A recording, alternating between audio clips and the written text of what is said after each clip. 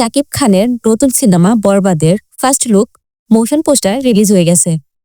এখন কথা বলবো বরবাদের ফার্স্ট লুক মোশন পোস্টার নিয়ে। সো হাই এভরিওয়ান, আসসালামু আলাইকুম। আমি তামান্না ফেরদৌস চলে এসেছি আরটি রিভিউ রুম থেকে। এই মোশন পোস্টারটি অনেক সুন্দর হয়েছে। এই মোশন পোস্টারটি দুর্দান্ত হয়েছে এবং শাকিব খানের এই লুকটাও খুব সুন্দর লাগছে। মোশন পোস্টারে দেখা যাচ্ছে শাকিব খান একটি গাড়ির উপরে বসে আছে এবং গাড়ি থেকে রক্তের ধারা অতিবাহিত হচ্ছে।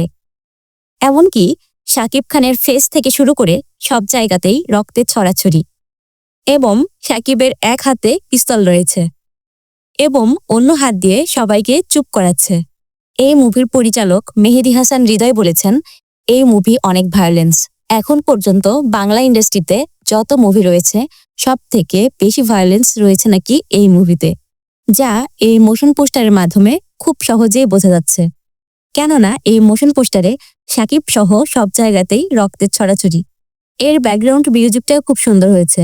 কেননা এইসব মুভিতে যে ধরনের ব্যাকগ্রাউন্ড মিউজিক সাধারণত দেখা যায় সেখান থেকে বেরিয়ে এসে নতুন এক ধরনের ব্যাকগ্রাউন্ড মিউজিকটা সত্যিই খুব সুন্দর লাগছিল শুনতে।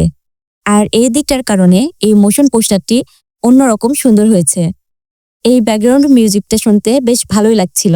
এছাড়াও এই মোশন পোস্টারে বেশ কিছু প্রবলেমও রয়েছে, তেমন গাড়ি ও মুখে রক্ত লেগে থাকলেও শাকিব খানের জুতাতে কোনো রক্ত নেই। এই দিকটা তারা খুব একটা বেশি ভালো করতে পারেনি, কারণ সব জায়গাতেই রক্ত থাকলে শাকিবের জুতাতেও কিছু পরিমাণে রক্ত লাগা উচিত ছিল। এই মুভিটা তুফানের থেকেও বড় বাজেটের, তাই আশা করছি এই মুভিটা তুফানের থেকেও অনেক বেশি ভালো হবে। বরবাদের জন্য রইল আমার পক্ষ থেকে অনেক অনেক শুভেচ্ছা। আজকের ভিডিও এই পর্যন্তই। সামনে দেখা হবে নতুন কোনো ভিডিওতে। সে পর্যন্ত সবাই ভালো থাকুন, সুস্থ থাকুন। আল্লাহ হাফেজ।